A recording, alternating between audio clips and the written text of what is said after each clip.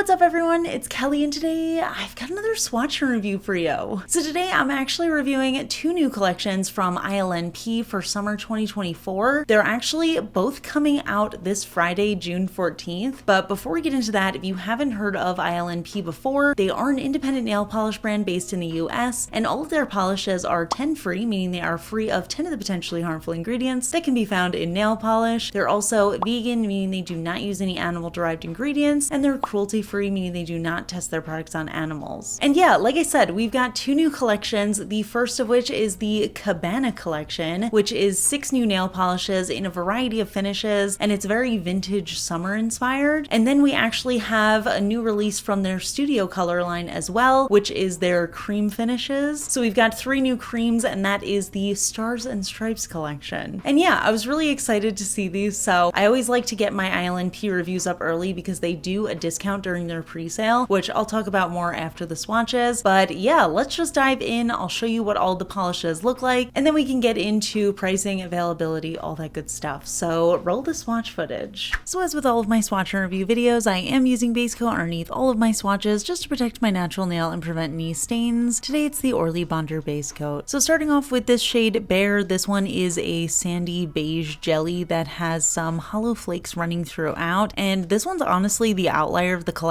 The rest of the shades are pretty intense shimmers, but this one is a very soft neutral shade, and I gotta say, I am so pleased with this one. Somebody at ILNP must have the exact same skin tone as me because they just make nudes that look so perfect on my skin.